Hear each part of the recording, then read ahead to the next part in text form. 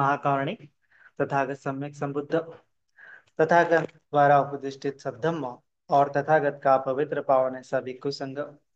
प्रथमतः इन तीन रत्नों को मैं त्रिवार वंदन करता हूँ।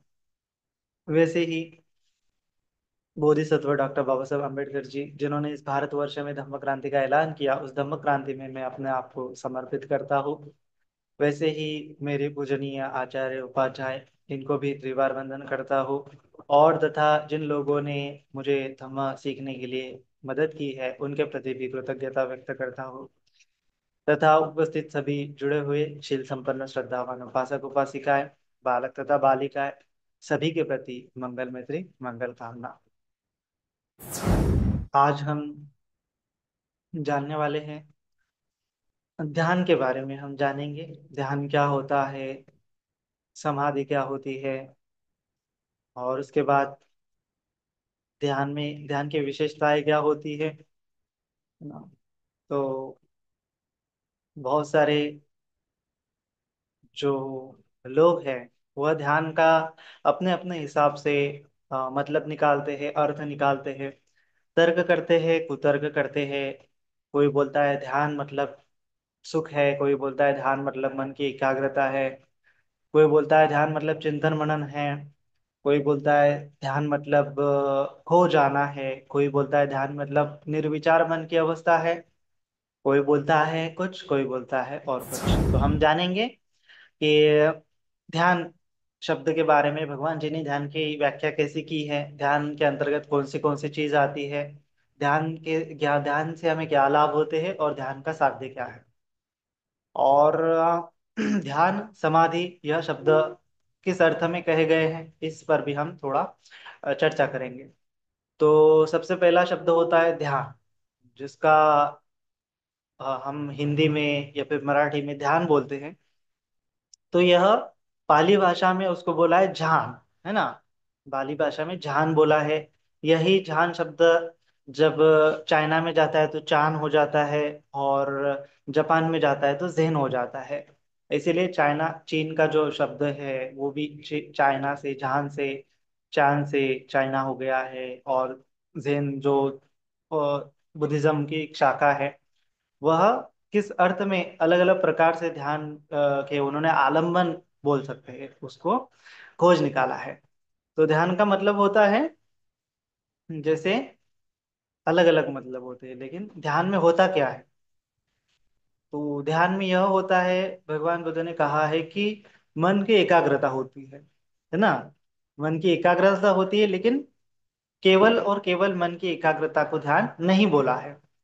एकाग्रता के साथ और चार अंग जुड़े हुए होते हैं, उस चीज को ध्यान बोला है ना। तो उसको बोला है वितर्क, विचार, प्रीति, सुख, एकाग्रता है। ये पांच अंग होते हैं, वितर्क, विचार, प्रीति, सुख, एकाग्रता।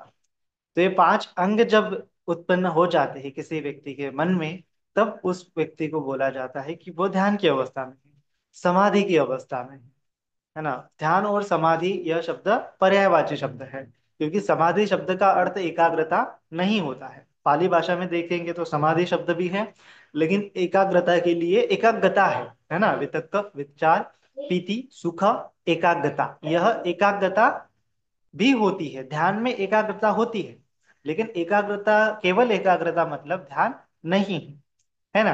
तो ये चार चीजें उसके साथ जुड़ी हुई होती है, एकाग्रता के साथ जुड़ी हुई होती है, इस अर्थ में उसको ध्यान बोला है। और जब मन एकाग्र होने लगता है, जब मन किसी वितर्क विचार पर स्थिर होने लगता है, तब उस अवस्था को बोला जाता है ध्यान, है ना। मन की स्थिरता को ध्यान बोल सकते हैं। अब स्थिर होने में मन क्या होता है, एकाग्र भी होता है। स्थिर होने में मन क्या होता है, अच्छे से किसी वितर्क विचार को चिंतन मनन कर सकता है, और स्थिरता के साथ भी प्रीति सुख का अनुभव होता है। इसीलिए स्थिरता यह बहुत करीब का शब्द है ध्यान के और पर्याय समाधि के, है ना। समाधि का भी शब्द का अर्थ क्या है कि जो सम्यक रूप से या फिर समान रूप से चित्त जो होता है अधिमुख हो गया है, स्थिर हो गया है किसी वस्तु पर, किसी चीज पर, किसी विचार पर, किसी आलम्बन पर। हम कह सकते हैं मन की स्थिरता, मन की स्थिरता को भी ध्यान बोला है ना। तो ये जो पांच चीजें होती है तब जाके ध्यान होता है। अभी ये इस चीज को बोला है समाधि, है ना। इस चीज को क्या बोला है? वितर्क विचार प्रीति सुख एकाग्रता को समाधि बोला है। लेकिन इसके भी क्या होते हैं? चरण होते हैं। समाधि के भी क्या होते हैं? चरण होते हैं। जैसे पहला चरण होता है, शुरुआत में हम थोड़ा मोड़ा ध्यान करने लगते हैं तो एकदम अच्छा अच्छा लगता है, एकदम शरीर जो है गदगद महसूस होता है, प्रीति सुख का अनुभव होता है। तो उस कभी कभी होता है, कभी कभी नहीं होता है, कभी कभी होता है, कभी कभी नहीं होता है। तो उस अवस्था को बोला है क्षणिक समाधि, पाली भाषा में बोला है क्षणिक समाधि। और क्षणिक समाधि भी बोल सकते हैं, कुछ समय के लिए लगती है समाधि और फिर भंग हो जाती है, कुछ समय के लिए लगती है फिर भंग हो जाती है। तो ऐसे ही प्रैक्टिस करते करते करते, निरंतर प्रैक्टिस करते करते ये हमारा मन जो होता है और स्थिर होने लगता है, और किसी चीज पर एकाग्र होने लगता है ना। तो किसी चीज पर एकाग्र होने लगता है तो उसको फिर से बोला गया है कि उपचार समाधि। मतलब अभी जो समाधि का टाइम है, इंटरवल है, वो बढ़ जाता है। शुरुआत में कभी कभी लगता था, अभी कभी कभी नहीं लगता था। लेकिन उपचार समाधि में क्या होता है कि 10-15 मिनट तक लगता है और फिर छूट जाता है। कभी कभी आधा घंटे तक लगता है, कभी फिर उसके बाद छूट जाता है, कभी कभी 1 घंटे तक लगता है फिर छूट जाता है। तो उस अवस्था को बोलते हैं उपचार समाधि। ज्यादातर लोग जो होते हैं मेडिटेटर, वह उपचार समाधि की अवस्था में ही एकदम उनको वितर्क विचार प्रीति सुख एकाग्रता उत्पन्न होते हैं। तो उस अवस्था को बोला है कि वो उपचार समाधि में, ध्यान में लग गए हैं। और उसके बाद होती है एक अपर्णा समाधि। ये उपचार समाधि से बहुत बलवान होती है, इसीलिए उसको बोला है अपर्णा, परिशुद्ध होती है, एकदम क्लियर होती है। और उसको बलवान समाधि भी बोला है, मतलब मजबूत समाधि। कि कोई कोई व्यक्ति को अगर अपर्णा समाधि साध्य हो जाती है तो वो दिन भर ध्यान में लीन हो सकता है, दिन भर ध्यान में बैठे रह सकता है ना। तो ये दिन भर किसी एक जगह पे स्थिर रह सकता है। जैसे भगवान बुद्ध भी 7 दिन तक, 7 दिन 7 रात तक वो बोधि गया में पीपल वृक्ष के नीचे बैठे हुए थे। तो यह अपर्णा समाधि का लक्षण है, 7 दिन तक कंटिन्यू एक जगह पे बैठ जाना। अभी अपर्णा समाधि में भी चरण होते हैं, है ना। अपर्णा समाधि में भी, अपर्णा समाधि जब लग जाती है तब उसको बोला है प्रथम ध्यान, फिर द्वितीय ध्यान, अपर्णा समाधि का द्वितीय ध्यान, फिर अपर्णा समाधि का तृतीय ध्यान और अपर्णा समाधि का चतुर्थ ध्यान, है ना। कभी कभी पाली भाषा में, पाली वाङ्मय में, त्रिपिटक में हम देखते हैं कभी कभी 4 ध्यानों का जिक्र किया है, कभी कभी 8 ध्यानों का जिक्र किया है, कभी कभी 9 ध्यानों, निरोध समापत्ति को भी काउंट किया गया है। तो ऐसे 8-9 ध्यान भी कभी कभी कहे गए हैं। तो ये क्या होते हैं ध्यान, इसके बारे में हम थोड़ा समझेंगे। तो सबसे पहले शुरुआत करते हैं समाधि को समझने के लिए, है ना। समाधि शब्द को समझेंगे। ध्यान का मतलब क्या होता है? मन की स्थिर स्थिर अवस्था। स्थिर अवस्था में मन मन सुख का अनुभव करता है, प्रीति का अनुभव करता है, हल्केपन का अनुभव करता है, किसी विचार पर चिंतन मनन करने का अनुभव करता है, तो उसको बोला है ध्यान। ध्यान ये चित्त की अवस्था है, हम बोल सकते हैं। चित्त की 4 अवस्था बोली गई है भगवान जी ने अभिधम्मा पिटक में, कि चित्त क्या होता है? 4 भूमियों में रहता है। पहला होता है कामावचर भूमि, उसके बाद रूपावचर भूमि, उसके बाद अरूपावचर भूमि, और उसके बाद होता है लोकोत्तर भूमि। ठीक है। तो ये कामावचर भूमि में जब होता है तो वो हम जो नॉर्मल लोग होते हैं उसको भावांग अवस्था भी बोलते हैं। जब हम उठते बैठते हैं, हमारा ध्यान नहीं रहता है किसी चीज पे, तो उसको बोला है कामावचर अवस्था। इस अवस्था में सुख भी होता है, दुख भी होता है, कभी कभी सुख कभी कभी दुख। लेकिन जैसे ही चित्त रूपावचर भूमि में जाता है, तो रूपावचर भूमि में जाता है, इसका मतलब वो ध्यान की अवस्था में चला जाता है ना। तो रूपावचर भूमि में 4 ध्यानों का जिक्र किया है।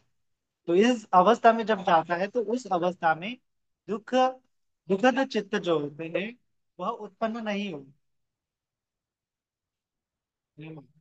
जब रूपावचर भूमि में चित्त जाता है तब उस अवस्था में दुख उत्पन्न नहीं होते, तो सुख की अवस्था है। तो इसीलिए भगवान जी ने बार बार समाधि को, समाधि की स्तुति की है, समाधि की प्रशंसा की है, और समाधि का लाभ करो, ऐसा उन्होंने बार बार कहा है। उसके बाद होता है अरूपावचर भूमि। रूपावचर भूमि से ऊंची भूमि कौन सी है? अरूपावचर भूमि। अरूपावचर भूमि में भी जो चित्त होता है वो एकदम उससे हल्का हुआ, उसमें कोई वितर्क विचार नहीं होता, केवल अरूपावचर होते हैं। जो 4 अरूप ध्यान के बारे में बताया गया है, तो वो 4 अरूप ध्यान इसमें है। उसके बाद होता है लोकोत्तर अवस्था। तो ये लोकोत्तर अवस्था, लोकोत्तर भूमि कब बोली जाती है? जो निर्वाणगामी व्यक्ति होते हैं, वह उनका चित्त लोकोत्तर अवस्था में गया हुआ होता है। जब तक ये निर्वाणगामी लोग ये लोकोत्तर अवस्था को हम साध्य नहीं करते हैं मन की, तब तक ये निर्वाण की अवस्था उत्पन्न हमें नहीं होती है ना। जब निर्वाण की अवस्था उत्पन्न होती है तो ही हम ये लोकोत्तर अवस्था का सुख को अनुभव कर सकते हैं। अदरवाइज हम कामावचर भूमि में रह सकते हैं, रूपावचर भूमि में रह सकते हैं, अरूपावचर भूमि में रह सकते हैं, है ना। इसी को भेद करते हुए भगवान जी ने समाधि में डिफरेंशिएट किया। समाधि दो प्रकार की हो सकती है, एक तो लोकीय समाधि हो सकती है, एक होती है लोकोत्तर समाधि। तो जब तक चित्त जो होता है ये रूपावचर भूमि तक लिमिट रहता है, कामावचर, रूपावचर और अरूपावचर, तब तक वो लोकीय है। जब तक ये लोकोत्तर भूमि में पदार्पण नहीं करता है तब तक लोकोत्तर अवस्था उसकी साध्य नहीं होती है। तो ये लोकोत्तर समाधि भी एक समाधि है, और उसके बाद लोकीय समाधि भी एक समाधि की अवस्था है ना। उसके साथ साथ और अगर समाधि को कैटेगराइज करेंगे तो मिथ्या समाधि भी बताई गई है। जैसे आर्य अष्टांगिक मार्ग में भगवान बुद्ध ने सम्यक समाधि का जिक्र किया है। सम्यक दृष्टि, सम्यक संकल्प, सम्यक वाचा, सम्यक कर्मांत, सम्यक आजीविका, सम्यक व्यायाम और सम्यक सति और सम्यक समाधि। तो ये सम्यक समाधि है। उसके ठीक विपरीत भगवान बुद्ध ने कहा है कि अगर हम सम्यक मार्ग से नहीं जाएंगे, मिथ्या मार्ग से जाएंगे तो दुख उत्पन्न होगा। तो मिथ्या दृष्टि भी है, मिथ्या संकल्प भी है, मिथ्या वाचा भी है, मिथ्या कर्मांत भी है, मिथ्या आजीविका भी है, मिथ्या व्यायाम भी है, मिथ्या स्मृति भी है, मिथ्या समाधि भी है। तो मिथ्या समाधि का भी जिक्र हमें दिखाई देता है। तो मिथ्या समाधि और सम्यक समाधि, ये दोनों के बीच में एक और लोकीय समाधि, इस तीन प्रकार से हम सम्यक समाधि को समझेंगे, है ना। तो सबसे पहले होता है सम्यक मिथ्या समाधि को हम समझेंगे। मिथ्या समाधि क्या होती है कि जैसे कोई आ, जानवर होता है, कोई पशु होता है, जो टाइगर होता है, सिंह होता है, या फिर बिल्ली होती है, तो अपने शिकार को ऐसे जब देखते हैं वो, तो एकदम स्थिर होते हैं। उनका एकदम काया भी हिलती नहीं, डुलती नहीं, और मन भी एकदम स्थिर होता है। और उनका पूरा का पूरा फोकस क्या होता है, अपने शिकार पर होता है। लेकिन वो शिकार को दबोचने के लिए एकदम स्टेबल, एकदम धीमे, एकदम आहिस्ता, है ना, एकदम मन और शरीर पर संयम रखते हुए वो क्या करते हैं, शिकार का अवलोकन करते हैं। चूहे को पकड़ने के लिए पहले बिल्ली एकदम स्थिर हो जाती है, एकदम एकटक देखती है ना। तो स्थिर है, वहां पे भी स्थिरता है, वहां पे भी काया काया भी स्थिर है, मन भी स्थिर है ना। लेकिन उसको बोला है मिथ्या समाधि, है ना। समाधि में क्या होता है, काया भी स्थिर होती है, मन भी स्थिर होता है, लेकिन उसको मिथ्या समाधि बोला गया है। क्यों बोला गया है मिथ्या समाधि? क्योंकि वहां पे उस टाइगर के, उस पशु के, शिकारी के, शिकार करने वाला कोई व्यक्ति है तो उस शिकारी का एकदम वो स्टेबल रहता है किसी शिकार को मारने के लिए, हिलता भी नहीं, डुलता भी नहीं। तो उस अवस्था में उसके मन में उसके इंटेंशन रॉन्ग होने के कारण, उसके संकल्प मिथ्या होने के कारण उसकी जो स्थिरता हो जाती है वह मिथ्या समाधि कहलाती है ना। कि मन स्थिर हो गया है, लेकिन जो स्थिर होने का उसका इंटेंशन क्या है, वह गलत होने के कारण वह जो समाधि होती है वह मिथ्या हो जाती है, गलत समाधि कही जाती है। उससे उसको ना तो सुख का अनुभव होगा, ना तो प्रीति सुख का अनुभव होगा, है ना। जो वितर्क विचार प्रीति सुख एकाग्रता उसके मन में उत्पन्न नहीं होंगे, वह उसके मन में दुख ही दुख, पीड़ा ही पीड़ा उत्पन्न हो जाएंगी। तो इस अवस्था को बोला है मिथ्या समाधि, है ना। जब हम दमन करते हैं, या फिर जब हम किसी लालच के चलते मन को स्थिर करते हैं, है ना, किसी द्वेष के चलते मन को स्थिर करते हैं, किसी का हिंसा के चलते, हिंसा के भाव के चलते, अहंकार के चलते, इस चीज के चलते हम मन को स्थिर करने के लिए कोशिश करते हैं, तो उस अवस्था में बोला है मिथ्या समाधि। ठीक है, यह मिथ्या समाधि। फिर उसके बाद होता है साधारण समाधि, और उसके बाद होता है सम्यक समाधि। ठीक है, साधारण समाधि और सम्यक समाधि में ज्यादा अंतर नहीं है, लेकिन ज्यादा अंतर है भी, है ना। तो साधारण समाधि को कई बार हम बोल सकते हैं लोकीय समाधि, है ना। लोकीय समाधि इसीलिए बोला है क्योंकि साधारण समाधि में सुख होता है ना, उसमें वितर्क विचार प्रीति सुख एकाग्रता उत्पन्न होती है ना। और वह चार ध्यान, आठ ध्यान तक चला जाता है, कोई व्यक्ति सुख का अनुभव करता है, गदगद लगता है, लेकिन वो सम्यक समाधि नहीं होती। थोड़ा समझेंगे, लेकिन पहले साधारण समाधि या फिर समाधि को समझ लेते हैं। तो समाधि का क्या होता है, ध्यान का क्या होता है कि किसी ऑब्जेक्ट पर हमारा मन स्थिर करना होता है। तो ऑब्जेक्ट कोई भी हो सकता है, चाहे आप कोई सर्कल ड्रॉ कर लो, उसके ऊपर मन एकाग्र कर लो, चाहे कैंडल रख दो, कैंडल के ऊपर मन को एकाग्र कर लो, चाहे किसी मंत्रा की चैंटिंग कर लो बार बार बार बार, है ना, चाहे किसी विचार का चिंतन मनन कर लो बार बार बार बार बार बार, एक ही विचार होना चाहिए, है ना।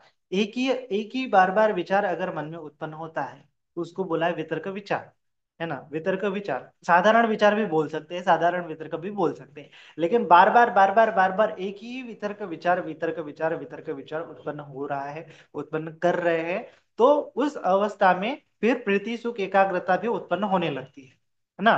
तो किसी मूर्ति पर आपने ध्यान लगा दिया, किसी शब्द पर आपने ध्यान लगा दिया, किसी साउंड पर आपने ध्यान लगा दिया, किसी कलर पर आपने ध्यान लगा दिया, किसी ऑब्जेक्ट पर आपने ध्यान लगा दिया, मिनटों तक देखते रहे, बार बार वही वितर्क उत्पन्न करने लगे। जैसे विशुद्धि मग्ग में समझाया कि पृथ्वी कसिन पे, है ना, पृथ्वी कसिन पे ध्यान करने लगे या फिर कैंडल पे ध्यान करने लगे, तो बार बार कैंडल को देखते रहेंगे देखते रहेंगे देखते रहेंगे देखते रहेंगे, तो मन कैंडल पे स्थिर हो जाएगा। आंखें बंद करने के बाद भी आपको वो कैंडल नजर आएगी, है ना।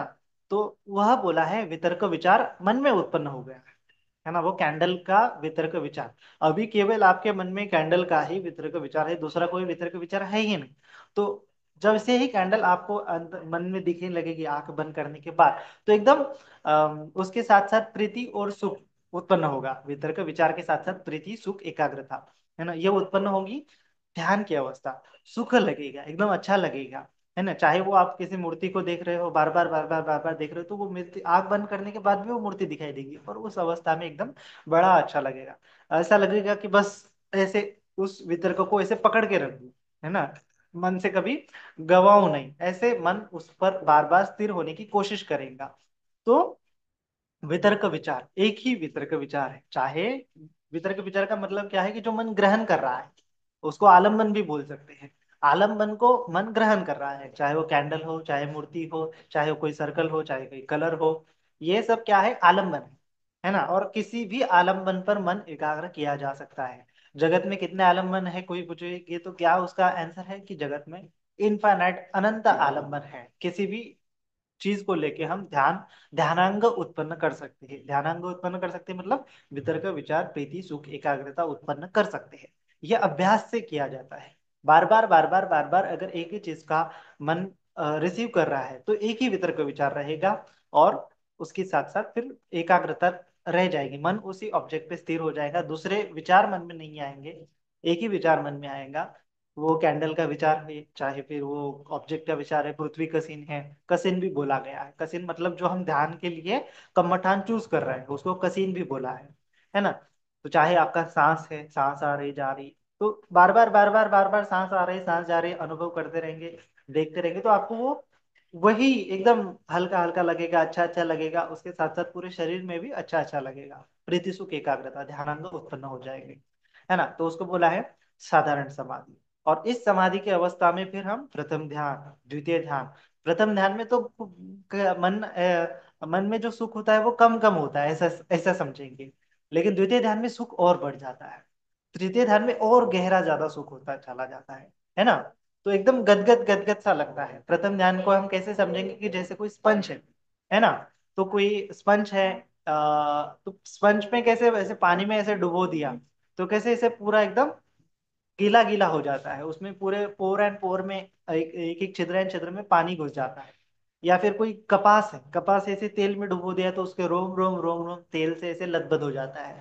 तो उस अर्थ में जो पूरा शरीर और मन एकदम ऐसे प्रीति सुख का अनुभव करता है ना, एकदम गदगद सा हो उठता है।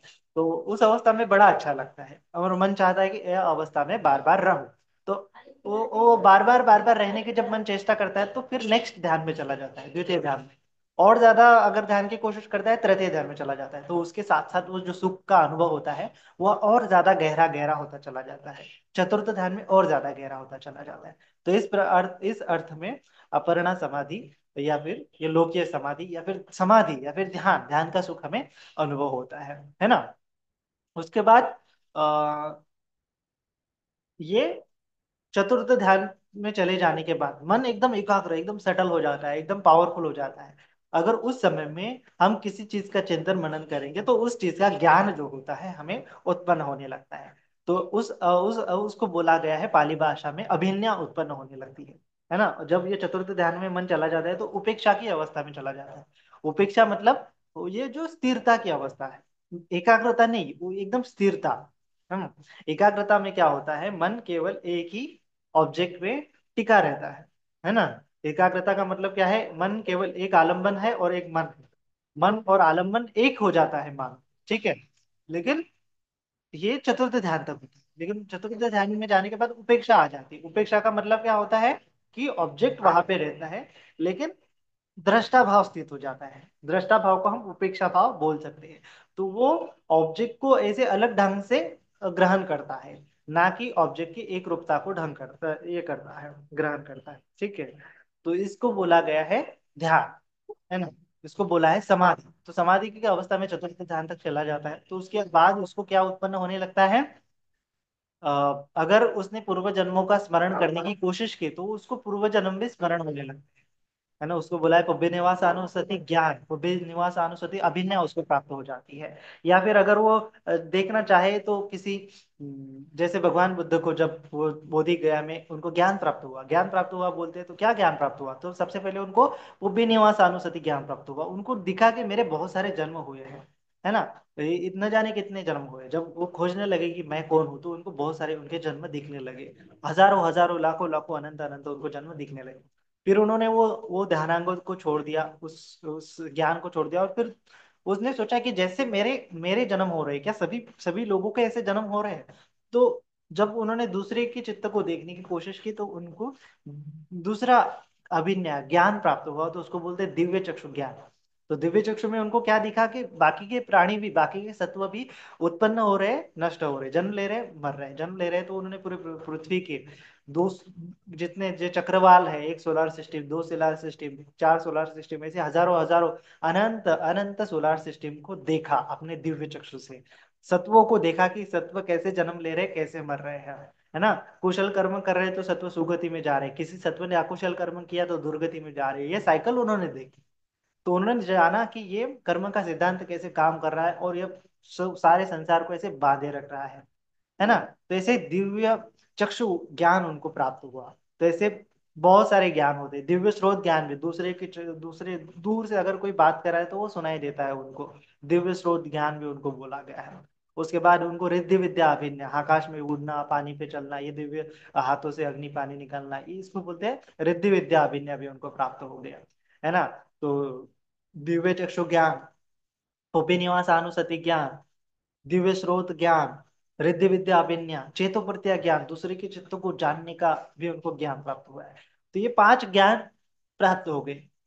लेकिन इस पांच ज्ञान को बोला गया है लोकीय ज्ञान, है ना। लोकीय ज्ञान क्यों बोला है, लोकीय अभिज्ञा क्यों बोला है, क्योंकि ये लोकीय समाधि से साध्य हुए हैं, ऐसा कह सकते हैं।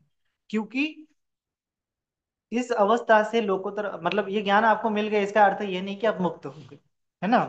तो इसीलिए बुद्धा ने एकदम क्लियर क्लियर डिफाइन किया है कि मुक्ति का अर्थ यह नहीं कि आपने बहुत सारे ज्ञान प्राप्त कर दिया, आप उड़ सकते हो आकाश में, इसका मतलब ये नहीं, आप चमत्कार दिखा रहे हो, इसका मतलब ये नहीं कि आप मुक्त हो गए हो, है ना।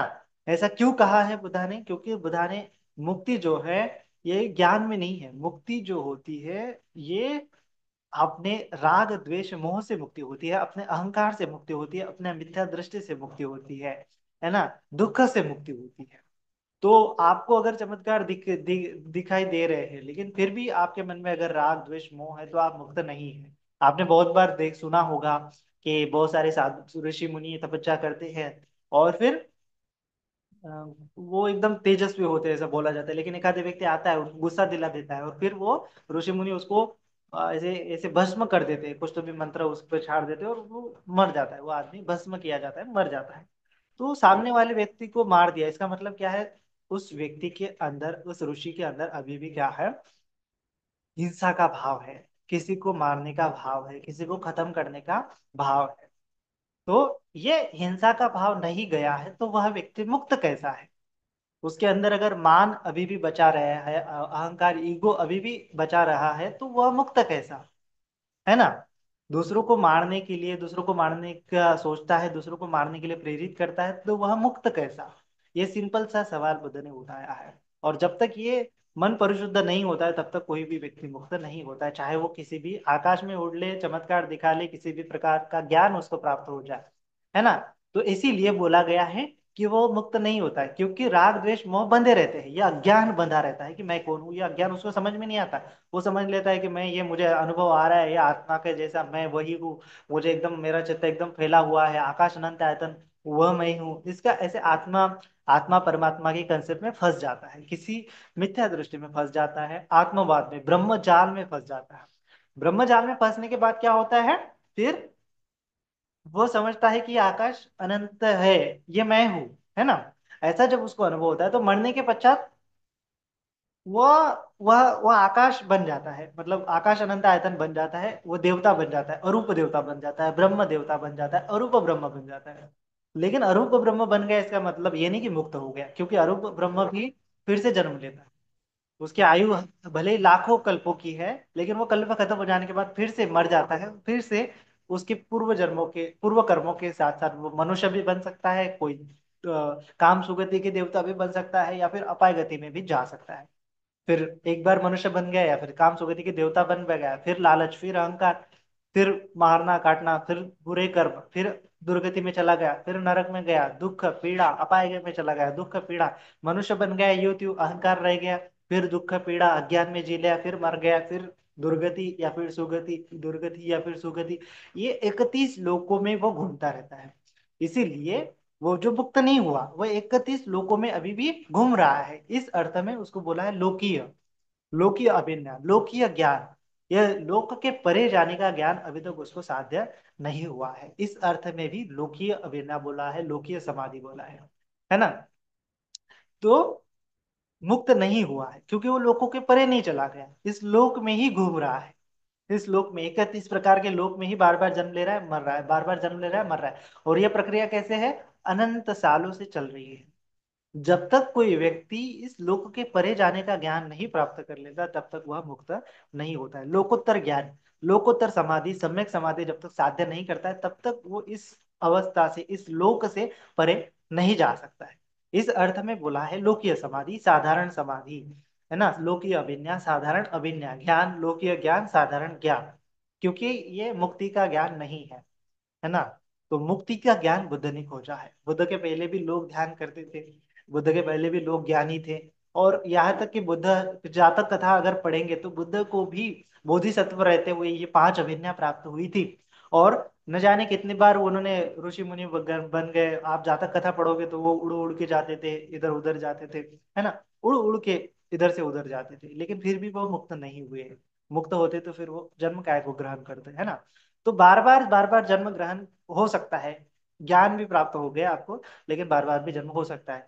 जब तक ये सम्यक समाधि साध्य नहीं होती, तब तक मुक्ति, कोई व्यक्ति मुक्त हुआ है ऐसा कहा नहीं जाता। जिस व्यक्ति को ये सम्यक समाधि साध्य हो जाती है तो वह बुद्ध कहलाता है, पच्चेक बुद्ध कहलाता है, श्रावक बुद्ध कहलाता है, अनंत कहलाता है ना। तो ये श्रोतापन्न, सकृदागामी, अनागामी, अनंत कहलाता है, निर्वाण की अवस्था होती है। तो ये निर्वाण को, ये लोक को बुझा देना, ये लोकोत्तर अवस्था का मतलब क्या है कि लोगों के परे जाना, लोक के परे 31 लोक है, 31 भूमिया है, उससे परे जाना, लोकोत्तर अवस्था। तो वो कैसे जाएंगे कि जब तक ये लोभ द्वेष मोह अहंकार अविद्या खत्म नहीं होती है, ये सत्कार दृष्टि विचिकित्सा शील व्रत परामर्श, काम राग रूप राग, है ना। उसके बाद फटीग, रूप राग, अरूप राग, मान, ये अविद्या, ये जब तक खत्म नहीं होते तब तक ये व्यक्ति जो होता है इस संसार में फंसे रहता है। लेकिन उसको समझ में नहीं आता है, जो समझ में नहीं आ रहा है इसीलिए तो वो अज्ञानी है ना। अविद्या का मतलब क्या है, उसको समझ में ही नहीं आ रहा है कि मैं कौन हूँ, मेरा रियल एग्जिस्टेंस क्या है ना। तो इसीलिए वो किसी ध्यान में अगर उसको तर्क वितर्क दिखने लगे, वितर्क विचार एकदम पावरफुल हो जाता है, तो वो उसका शरीर एकदम हल्का हल्का लगता है, या फिर एकदम उसका चित्त एकदम चंद्रमा की तरह एकदम शरीर एकदम आभायुक्त होने लगता है, तो उसको लगता है कि मुझे आत्मा दिख गई। लेकिन ये आत्मा आत्मा नहीं है, ये केवल वितर्क और विचार का ही लक्षण है। ये वितर्क विचार इतने रियलिस्टिक लगते हैं ध्यान के अनुभव, कि आपको लगेगा कि ये आप रियल में हो रहे हैं। आपका शरीर एकदम ऐसा फैलने लगता है, तो वो वितर्क विचार है। वो ऐसा एकदम विशाल होता चला जाएगा, वो वितर्क विचार है। आपको लगेगा कि मैं एकदम ऊंचा ऊंचा ऊंचा ऊंचा हो गया, मैं तो दीवार से टकरा तो नहीं जाऊंगा, ये वितर्क विचार है। ऐसे नाना तरीके के एकदम आपको लगेगा कि आप हवा में तैर रहे हो, ये वितर्क विचार है।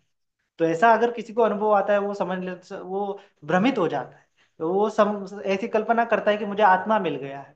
ऐसा इमेजिन करता है कि मुझे आत्मा परमात्मा का दर्शन हो गया है। वो कभी कभी ऐसे लगता है कि बॉडी ऐसी बैठी हुई है, मैं ऐसा पीछे हूँ, या फिर बॉडी ऐसे नीचे है, मैं ऐसा ऊपर चला गया हूँ। ऐसे अनुभव आते हैं, वितर्क विचार है। वो भ्रमित हो जाता है, उसको लगता है कि मेरी आत्मा मेरे शरीर से निकल के, ऐसा मैंने एक्सपीरियंस कर लिया, है ना। लेकिन देखना है कि ये क्षणिक एक्सपीरियंस है। ये क्या है? क्षणिक मात्र है। यह एक्सपीरियंस आपको दीर्घ काल तक नहीं रहने वाले हैं। इस अर्थ में भी लोकीय समाधि है, क्षणिक समाधि है। इस अर्थ में भी वो बदलने वाली समाधि है। इस अर्थ में भी मन अभी पूरी तरह से वितर्क विचार के परे नहीं चला गया। वह अभी भी यह अनुभव से मैनिपुलेट हो रहा है, अनुभव पर ही तर्क वितर्क कर रहा है, तर्क वितर्क के जगत से परे नहीं गया है, रियलिटी को नहीं समझा है। ये केवल उसके तर्क वितर्क लॉजिक से ही वो ऐसा तर्क कुतर्क करने लगता है। उसको ऐसे कभी कभी होगा कि ऐसे लगेगा कि ये पूरा हिल रहा है, वगैरह वगैरह। तो ये केवल मन इतना रियलिस्टिक, जैसे हम नींद में होते हैं ना, तो नींद में अगर कोई हमें मारे तो हमें सच में लगता है कि हमें कोई मार रहा है, एकदम रियलिस्टिक होता है ना।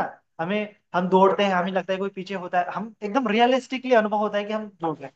तो इसी प्रकार से ध्यान में भी जो आपको अनुभव होता है वितर्क विचार, इतना रियलिस्टिक होता है कि आपको लगता है कि वो सच में आपके साथ हो रहा है, लेकिन वो सच्चाई नहीं होती है। ये अनुभव होते हैं, ये अनुभव आते रहेंगे, लेकिन ये वितर्क विचार भी खत्म हो जाते हैं। ये भी अनित्य है, भगवान ने बोला है। तो इसके परे जब तक माइंड नहीं चला जाता है, तब तक वो रियल ध्यान की अवस्था में नहीं चला जाता है ना। और इसको अगर अनित्य दुख का अनात्म देख ले, तब तक वो सम्यक समाधि का दर्शन नहीं कर पाता है ना। तो सम्यक समाधि क्या है? ये वितर्क विचार को प्रज्ञा से जानने का लक्षण ही सम्यक समाधि है। वितर्क विचार को प्रज्ञा से ग्रहण करना ही सम्यक समाधि है, ऐसा हम कह सकते हैं, है ना। फिर धीरे धीरे मन इन वितर्क विचारों के परे चला जाएगा, इन अनुभवों के परे चला जाएगा। इन अनुभव को मैं हूं, मेरा है, मुझे अनुभव हो रहा है, ऐसा नहीं समझेगा, इसके परे चला जाएगा। जानेगा कि यह अनुभव केवल क्षणिक मात्र है, यह अनुभव स्थिर नहीं है ना। ये अनुभव कुछ समय के लिए आएंगे, फिर खत्म हो जाएंगे, है ना। तो इस अर्थ में जानेगा, इस अर्थ में वो साधारण समाधि से, लोकीय समाधि से सम्यक समाधि की ओर पदार्पण करेगा, है ना।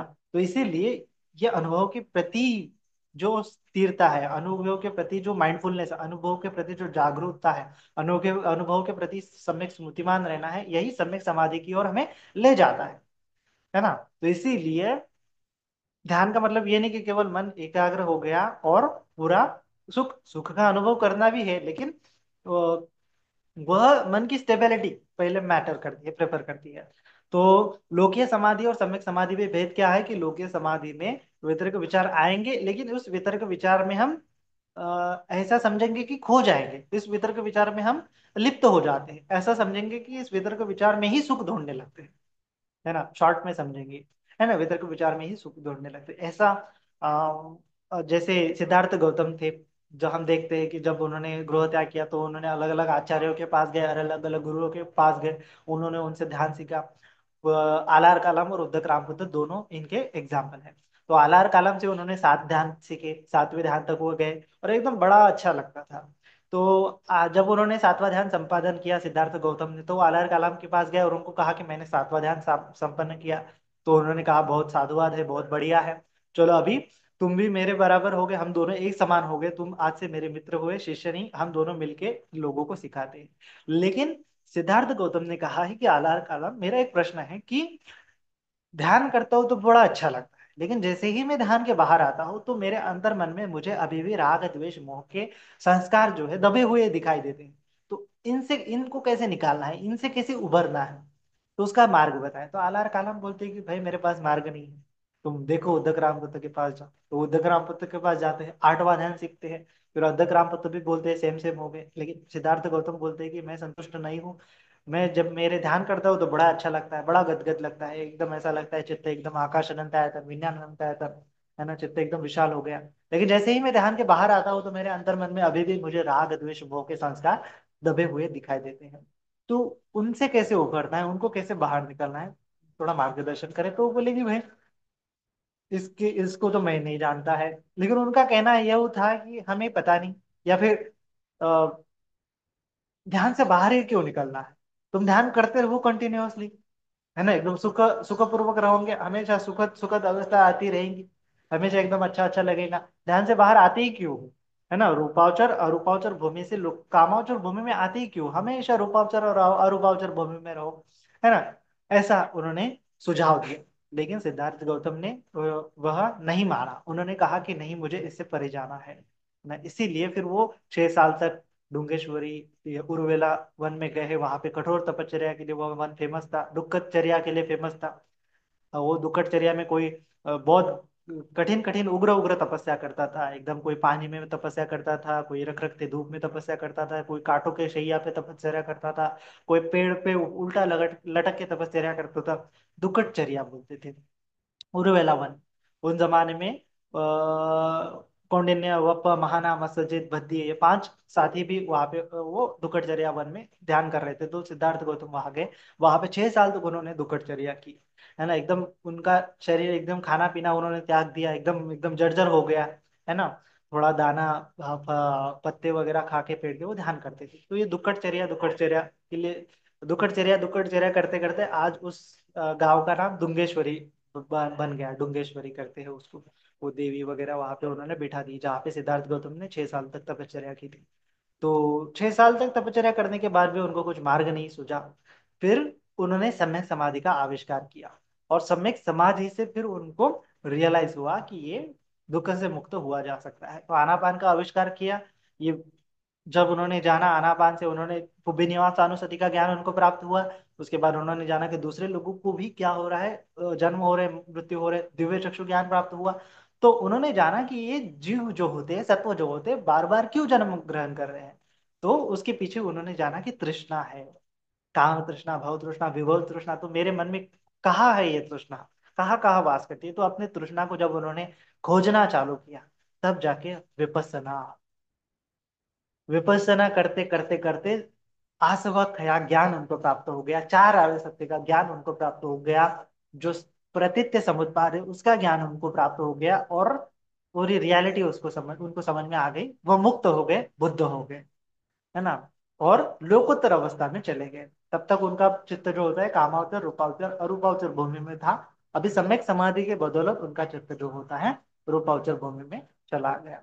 तो सम्यक समाधि का अर्थ क्या होता है कि जो आलंबन होता है, वो आलंबन के साथ मेरे मन का जो लगाव क्या है, उस आलंबन को मन कैसे ग्रहण कर रहा है, उस आलंबन के प्रति मन कैसे राग उत्पन्न कर रहा है, कैसे द्वेष उत्पन्न कर रहा है, कैसे मोह उत्पन्न कर रहा है, कैसे मोह मूर्ता अहंकार के वशीभूत होते हुए इस आनंद को, इस वितर्क विचार को मैं मेरा समझ रहा है, इसका सम्यक रूप से दर्शन करना, तो उसको भी बोला है सम्यक समाधि। और सम्यक रूप से दर्शन होने के बाद रियलिटी समझ में आती है कि ये जो मुझे अनुभव हो रहा है ये तो अनित्य है, ये तो दुख देने वाले स्वभाव के है। जब मैं उसको मैं मेरा मानता हूँ, तो उसके साथ साथ अनुभव को पूरी तटस्थता के साथ, उपेक्षा से ही, एकदम उपेक्षा से, एकदम प्रज्ञा से, सम्यक दृष्टि से वो ध्यान की अवस्था में जाता है। वितर्क विचार उत्पन्न होते हैं, काया का वितर्क विचार, फिर काया के प्रति जो आसक्ति है वो टूट जाती है, वेदना के प्रति वितर्क विचार, उसकी आसक्ति टूट जाती है ना। चित्त की आसक्ति टूट जाती है, धम्म की आसक्ति टूट जाती है।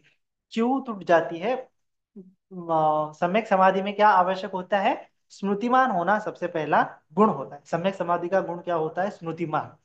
लोकीय समाधि में क्या होता है? किसी चीज पे एकाग्र कर लो मन, लेकिन वहां पे स्मृति नहीं होती है। जैसे कोई कैंडल पे फोकस कर रहे हो, तो वहां पे केवल मन को बार बार बार बार बार बार बार बार एक हैबिचुएशन के कारण मन स्थिर हो जाता है।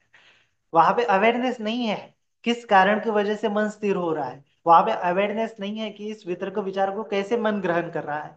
वहां पे अवेयरनेस नहीं है, सुख आने के बाद भी वो गदगद हो जाता है, उसको मैं मेरा समझने लगता है, उसको आत्मा परमात्मा समझने लगता है। अवेयरनेस नहीं है, कार्य कारण भाव नहीं है पता, अनुभव को कैसे देखना है नहीं पता है, सम्यक दृष्टि नहीं है ना, सम्यक दृष्टि नहीं है। साथ ही साथ मिथ्या संकल्प जन्म लेता है कि हाँ ये मैं हो सकता हूँ, ये मेरा आत्मा हो सकता है, ये मेरा परमात्मा हो सकता है, मुझे इस प्रकार से करना चाहिए तो ज्यादा सुख मिलेगा। इस प्रकार से मिथ्या संकल्प के साथ, मिथ्या दृष्टि के साथ उसका मन एकाग्र हो जाता है, इसीलिए लोकीय समाधि है, साधारण समाधि है। सम्यक समाधि में क्या होता है? सम्यक दृष्टि है, सम्यक स्मृति है, सम्यक दृष्टि है, सम्यक संकल्प है कि ये जो है चल रहा है, ये अनुभव मैं नहीं हूँ, मेरे ये नहीं है, ये अनित्य है, ये दुख देने वाले स्वभाव के है, ये सब निकल जाएंगे। इन अनुभवों को मैं मेरा मानने से क्या मतलब है? इसके पीछे जाने की कोशिश करता है, लोकोत्तर अवस्था में जाने की कोशिश करता है ना। निकम्म वितर्क, अव्यापार वितर्क, अविहिंसा वितर्क के साथ सम्यक वितर्क विचार उत्पन्न होते हैं, सम्यक प्रीति सुख उत्पन्न होता है, सम्यक समाधि साध्य होती है। तो ये सम्यक समाधि का अर्थ क्या होता है? जो वितर्क विचार होता है, उस वितर्क विचार को सम्यक रूप से ग्रहण करता है। लोकप्रिय लोकीय समाधि में क्या होता है? उसके प्रति आसक्त होने लगता है। सुख सुख भोक्ता भाव बोल सकते हैं हम, है ना। लोकीय समाधि क्या है? भोक्ता भाव है। जब भी आपके मन में भोक्ता भाव आ रहा है तो समझना है कि लोकीय समाधि की ही भावना हो रही है। जब आपके मन में दृष्टा भाव, सम्यक दृष्टि, सम्यक स्मृति आ जाती है, तब समझना है कि सम्यक समाधि की साधना हो रही है ना। सम्यक समाधि और लोकीय समाधि में यही एकमात्र अंतर है ना। भोक्ता भाव और दृष्टा भाव किसके प्रति? जो वितर्क विचार उत्पन्न हो रहे उसके प्रति। तो फिर वो वितर्क विचार के हमेशा मन परे ही रहता है। और फिर वो वितर्क विचार से डिटैच होते हुए, ये मैं नहीं हूं, मेरे नहीं, डिटैच होते हुए, अनुभव से डिटैच होते हुए, ये डिटैचमेंट के साथ एकदम दृष्टा भाव आगे आगे आगे बढ़ता रहता है। अनुभव उत्पन्न होते हुए नष्ट होते हैं, डिटैचमेंट के साथ ये दृष्टा भाव आगे आगे बढ़ता है। सम्यक समाधि साध्य हो जाती है पूरी स्थिरता के साथ, पूरी उपेक्षा के साथ। पाली भाषा का शब्द है उपेक्षा। इक्वेनिमिटी के साथ मन स्थिर होता जाता है। वितर्क विचार आएंगे जाएंगे, मन स्थिर रहता है सम्यक समाधि में।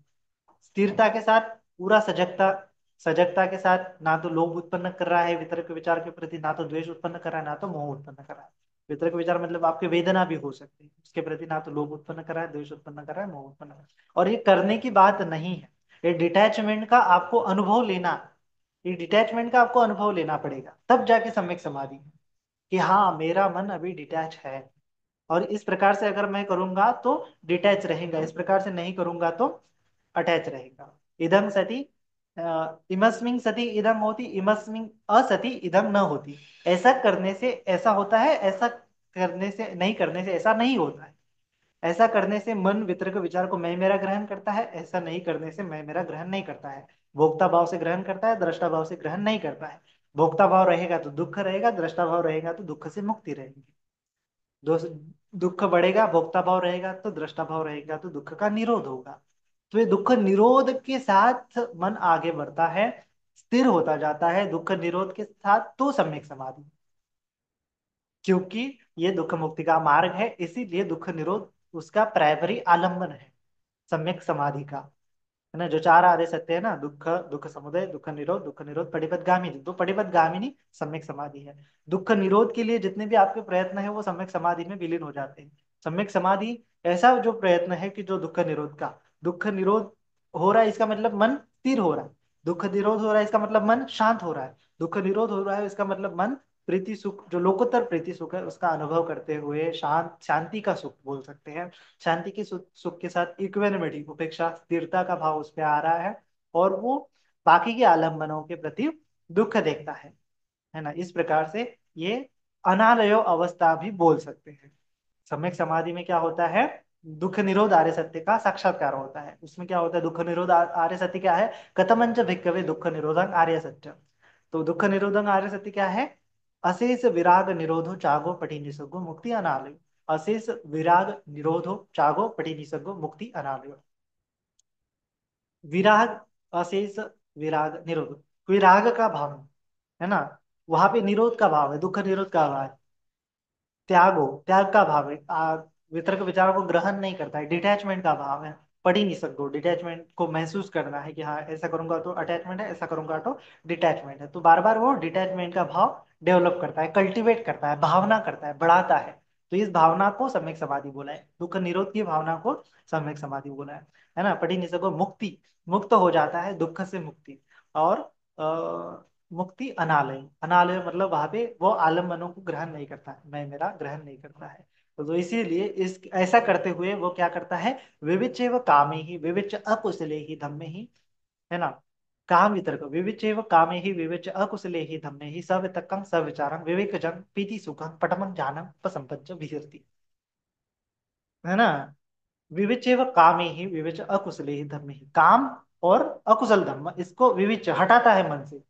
काम, काम की इच्छा को, काम की इच्छा को, और अकुशल इच्छा को, व्यापाद है, फिर में देह उद्देश्य कुछ विचिकित्सा है, कामचंद है, इसको हटाता है मन से। विविच्य दूर करता है। विविचैव कामे ही विविच अकुशले ही धम्मे, कैसे दूर करता है? प्रज्ञा से। सविवेक, विवेकजंग, विवेक से दूर करता है, विवेकजंग पीति सुखम, पटमं ध्यानम उपसंपज्य विगत है। तो इसको बोला है सम्यक समाधि का पहला ध्यान। फिर सम्यक समाधि का द्वितीय ध्यान, वहां पे वितर्क विचार शेष खत्म हो जाते हैं, प्रीति सुख रहता है, मन एकाग्र रहता है। फिर तृतीय ध्यान, चतुर्थ ध्यान। तो ये चतुर्थ ध्यान तक जब सम्यक समाधि से चला जाता है तो वह अनंत अवस्था तक चला जाता है ना। तो इस अर्थ में सम्यक समाधि है। व्या काम रागो और पटिक को हटाना सम्यक समाधि है। या फिर ऐसा ये आता भी संपजानो सती माँ विनय लोके अभिज्ञा दो मनसंग भिक्खु काय कायानुपस्थित विहरती। प्रयत्न करते हुए, संप्रजान रहते हुए, सती स्मृतिवान रहते हुए, आता भी संपजानो सती माँ विनय ये लोके अभिज्ञा दो मनस। विनय मतलब दूर लौटना, विनय लोके अभिज्ञा दो मनस वही है। विवेच कामी ही विवेच अकुशल कर्मी। अकुशल धम्म काम, काम धम्म अकुशल धम्म। काम मतलब कि जो इच्छा है, काम छंद है, उसको दूर करता है अकुशल धम्म। तो इसको बोला है विनय लोके अभिज्ञा। अभिज्ञा मतलब आसक्ति का स्वभाव, दो मनस मतलब द्वेष का स्वभाव, नहीं चाहिए का भाव, चाहिए का भाव, नहीं चाहिए का भाव। इसको प्रज्ञा से दूर लौटता है, प्रज्ञा से दृष्टा भाव उसके प्रति व्यक्त करता है।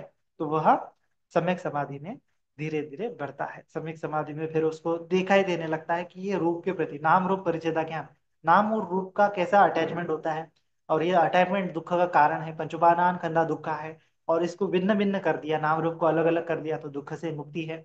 ऐसा उसको रियलाइजेशन होने लगता है। पांच जो स्कंद होते हैं वो अलग अलग है, ऐसा वो देख पाता है, पूरी स्मृतिमान रहता है। जानता है कि ध्यान की प्रक्रिया में किस प्रकार से ये छह इंद्रिय है, और छह इंद्रिय के विषय आते हैं जाते हैं, आते हैं जाते हैं, मन स्थिर रहता है ना। और उसके बाद जानता है कि जब जब भी ये इंद्रिय एकत्र आते हैं वहां पे मैं मेरे का भाव उत्पन्न होता है, तो कैसे दुख उत्पन्न होता है, और कैसे ही ये डिटैच जब हो जाते हैं तो दुख निरोध होता है। दुख समुदय दुख निरोध वो भली भांति जानता है, साक्षात्कार करता है। तो इस अर्थ में सम्यक समाधि है। तो ऐसे करते करते करते वह मन चित्त जो होता है, ना तो कामावचर भूमि में किसी आलम्बन को ग्रहण करता है, ना तो रूपावचर भूमि में किसी आलम्बन को ग्रहण करता है, ना तो अरूपावचर भूमि में किसी आलम्बन को ग्रहण करता है। तीनों भूमि के आलम्बन जब छूट जाते हैं, इसके परे जाता है, समतिक्कम आया, इसका अतिक्रमण कर लेते हैं। जैसे पहाड़ी के ऊपर जाने के बाद एकदम क्लियरली हम गांव को देख पाते हैं, उसी प्रकार से ये तीनों भूमि के ऊपर जब चित्त चला जाता है, क्लियरली तीनों भूमि को देखता है अनित्य दुख अनात्म लक्षण से। लोकोत्तर भूमि, सम्यक समाधि की भूमि, निर्वाण की भूमि उसको कहा गया है। तो इस अर्थ में सम्यक समाधि है। तो ये सम्यक समाधि है। वितर्क विचार का मतलब क्या है? कुछ भी जो मन ग्रहण कर रहा है ना। वितर्क विचार का मतलब क्या होता है? कुछ भी जो चीज मन ग्रहण कर रहा है। जैसे सांस है, तो सांस एक आपका वितर्क विचार है। मन सांसों को एक एक प्रकार से ग्रहण करता है। और माने कि क्या होता है, वितर्क विचार माने कि क्या होता है कि दो चित्त होती है, ऐसा समझ सकते हैं। फॉर एग्जाम्पल कि एक चित्त जो होता है आलम्बन को पकड़े रखता होता है एक हाथ से, दूसरा चित्त क्या करता है, उस आलम्बन को और ज्यादा क्लियर करता रहता है, ऐसे हम कह सकते हैं। जैसे कोई कुम्हार है जो मड़का बनाता है, तो एक हाथ से ऐसे मड़के को अंदर से पकड़ता है और बाहर से एकदम उसका डिजाइन करता है। एक हाथ स्टेबल होता है, दूसरा हाथ वो डिजाइन को बनाता है।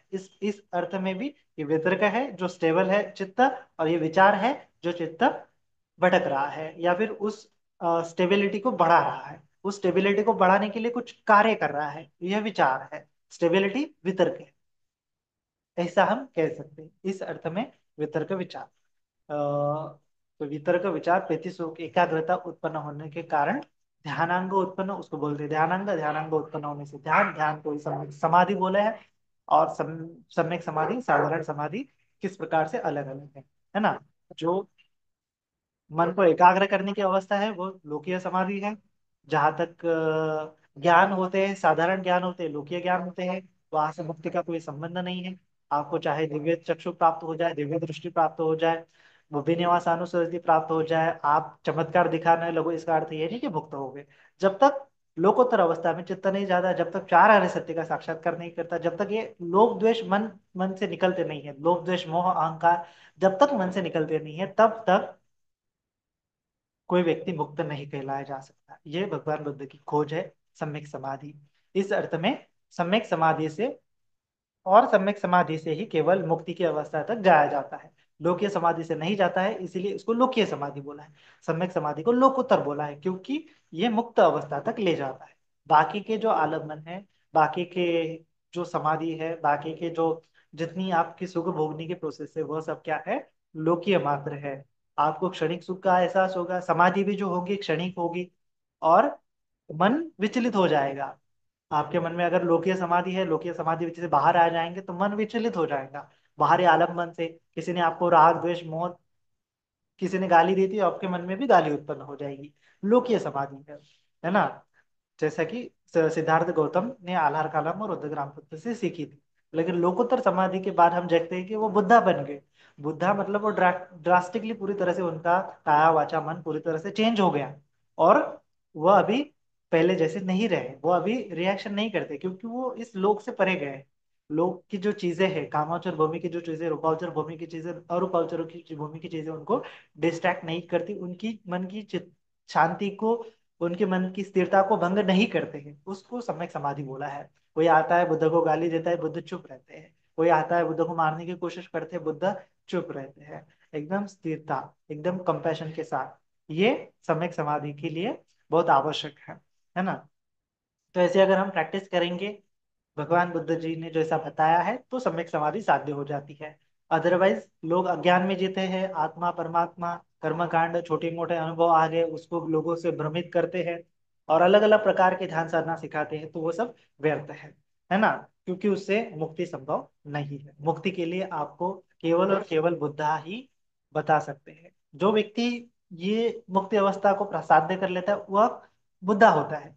बुद्धा के पहले भी अनेकों बुद्धा हो गए, हजारों बुद्धा हो गए, और बुद्धा के बाद भी हजारों बुद्धा हो जाएंगे, है ना। ऐसा युग आता है कि जब किसी को ध्यान के बारे में कुछ पता नहीं होता, मुक्ति के बारे में कुछ पता नहीं होता, सब लोग भ्रम में, ब्रह्मजाल में पढ़ते रहते हैं।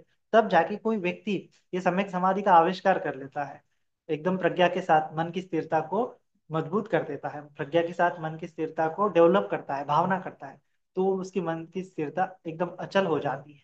तो उस अवस्था को बोला है बुद्धत्व की अवस्था, सम्यक समाधि की अवस्था, निर्वाण की अवस्था। तो फिर वो उपदेश देता है लोगों को, लोग ऐसा करते हैं, लोग भी सम्यक समाधि को साध्य हो जाते हैं। तब जाके लोग मुक्त होते हैं। बुद्ध के बाद हजारों लोग मुक्त हो गए हैं। आज तक के इतिहास में बुद्ध बुद्ध ने जितने लोगों को मुक्ति की राह तक पहुंचाया है, दूसरे व्यक्ति ने, किसी ने भी उतने लोगों को मुक्ति की राह तक नहीं पहुंचाया है। क्योंकि आज मतलब लोगों को ध्यान की राह तक बुद्ध ने जितना पहुंचाया, दूसरे किसी ने भी नहीं पहुंचा पाए हैं। क्योंकि बुद्धा ने ही हरियाले में ध्यान बताया है। उसके बाद बाकी के लोग आए। बुद्धा के बाद 307 बाद पातंजलि आए। उन्होंने अपना पातंजलि सूत्र लिखा है। उसमें उन्होंने वो क्या बोलते हैं उसको, अनुलोम विलोम वगैरह सिखाया है, प्राणायाम की विधि सिखाई है। लेकिन उन्होंने यह आनापान सती का ही लिया है। उन्होंने कहा है कि मेरे पहले जितने, पतंजलि खुद नहीं डिक्लेयर करते कि मैं मुक्त हो गया हूँ, लेकिन वो बोलते हैं कि मेरे से पहले जितने ध्यानी पुरुष थे उनसे मैंने कुछ लिया है। और फिर उन्होंने वो अष्टांग योग दिया है, उसमें भी समाधि का जिक्र किया है। लेकिन उन्होंने बुद्धा का नाम नहीं लिया है ना। कितने गनीमत की बात है कि उस समय में बुद्धा पूरे जगत में फैल गए थे, और पतंजलि ने भी एक शब्द भी बुद्धा के बारे में नहीं बोला है। तो इस प्रकार से फिर बुद्धा से ही कुछ कॉपी किया गया है, और उसको लोगों को पहुंचा गया है, लोगों को भ्रमित किया गया है। इस प्रकार से फिर अपने अपने संप्रदाय खड़े किए हैं, और लोगों को नाना प्रकार से ध्यान के संकल्पना देते हुए और उलझा रहे हैं, ईश्वर आत्मा के कंसेप्ट को और उलझा रहे हैं। इस प्रकार से नाना नाना तरह के विचार बुद्ध के बाद उत्पन्न हुए हैं, जिससे लोग और भी ज्यादा भ्रमित हुए हैं। लेकिन अभी फिर हम देखते हैं कि बुद्ध की शिक्षा तो भारत से विलुप्त हो गई थी। फिर बर्मा, थाईलैंड, श्रीलंका के जो भिक्षुगण थे, वहां पे जो बुद्ध की शिक्षा हजारों सालों से गुरु शिष्य के रूप में चली हुई थी, आ रही थी, तो बर्मा के लोग हैं, थाईलैंड श्रीलंका के लोग हैं, भारत में आए। उन्होंने लोगों को ध्यान के बारे में सिखाया, विपस्सना के बारे में सिखाया। एस एन गोयनका जी आए, उन्होंने लोगों को विपस्सना के बारे में सिखाया, जो भारत की लुप्त हुई विद्या थी उसके बारे में सिखाया। फिर हमारे हमारे गुरु जी चंद्रमुनि महास्तवीर जी है, उन्होंने भी अपना Uruvela meditation centre, Vipassana centre बनाया है। तो उन्होंने भी अपने ध्यान की जो पद्धति है, विपस्सना करने की पद्धति है, वह सिखाई है। अलग अलग पद्धतियाँ होती है, अलग अलग अनुभव होते हैं। तो वो अपने आधार पर, अनुभव के आधार पर लोगों को सिखाते हैं। और फिर लोगों को अभी धीरे धीरे पता चल रहा है, तो जाके बुद्ध की ध्यान के बारे में, बुद्ध की शिक्षा के बारे में जगत में प्रचार प्रसार हो रहा है। और इतना ही नहीं, पूरे वेस्टर्न कल्चर भी बुद्धा की तरफ आकर्षित हो रहा है। बुद्धा ने जो ध्यान बताया है, ध्यान के लिए लोग कर रहे हैं, डे टू डे लाइफ में ध्यान को यूटिलाइज कर रहे हैं। यहाँ तक कि बहुत सारी साइकोथेरेपीज में ध्यान के बारे में पढ़ाया जा रहा है, ध्यान के ऊपर रिसर्च हो रहे हैं। ध्यान में माइंडफुलनेस ऑफ ब्रीदिंग सिखाया जा रहा है, आनापानसति, सांस आ रही सांस जा रही, जस्ट उसको जानो। इस प्रकार से बहुत सारे साइकोथेरेपीज में न्यूरो साइंटिस्ट, साइकोलॉजिस्ट रिकमेंड कर रहे हैं कि अ, हर व्यक्ति ने एटलीस्ट 20 से 25 मिनट ध्यान करना चाहिए। तो जगत धीरे धीरे ध्यान की तरफ बढ़ रहा है, और ये बुद्ध की शिक्षा ही है जो लोगों को ध्यान के माध्यम, ध्यान के क्षेत्र में तृप्त कर सकती है। अदरवाइज आपको कहीं पे भी ये ध्यान क्या है, ध्यान की लिमिटेशंस क्या है, ध्यान के साध्य क्या है, सुख क्या है, पूर्णतः सुख क्या है, असीम सुख क्या है, परमानंद क्या है। बुद्धा ने बोला है ना, निब्बानंग परमं सुखम। तो ये परम सुख क्या है, ये बुद्ध के अलावा कोई भी नहीं बता सकता है, क्योंकि वो बुद्ध का ही एक ऐसे व्यक्ति मुझे दिखाई देते हैं कि जो परम रूप से परम ज्ञानी और परम अनुभव उनको प्राप्त हुआ है। बाकी के लोगों ने तो इधर उधर से थोड़े मोड़े अनुभव के आधार पर बताया है। तो इस अर्थ में होता है। बुद्ध के बाद फिर पच्चेक बुद्ध होते हैं, लेकिन पच्चेक बुद्ध की भी जो गोदी होती है लिमिटेड होती है। वो ध्यान की पूरी संकल्पना को विस्तार रूप से नहीं समझा पाते हैं, इसीलिए बाकी के लोग जो होते हैं पच्चेक बुद्ध के द्वारा एनलाइटन नहीं हो पाते हैं। वो केवल सम्यक संबुद्ध के द्वारा उपदेश देने के बाद ही एनलाइटन होते हैं, क्योंकि ये जो मार्ग है वो प्रॉपर कैसे करना है ये सम्यक संबुद्ध के अलावा कोई नहीं बता सकता इस जगत में। तो इसीलिए सम्यक संबुद्ध के प्रति बहुत सारा ग्रेटिट्यूड, कृतज्ञता भाव उनके मन में उत्पन्न करते हुए हमें हमेशा बुद्ध के प्रति, धम्म के प्रति, संघ के प्रति श्रद्धावान होना चाहिए कि जितना अनमोल धर्म उन्होंने दिया है, ये जीवन को सुखद बनाने के लिए, परम सुख की ओर ले जाने के लिए इतना अच्छा उन्होंने धर्म बताया, मार्ग बताया है। बहुत बहुत कृतज्ञता व्यक्त करते हैं बुद्ध धम्म संघ के प्रति, और आज का सेशन यही संपन्न करते हैं। सभी का मंगल हो, सभी का कल्याण हो, सभी जन सुखी हो, सुखी हो, सुखी हो। साधु, साधु, साधु।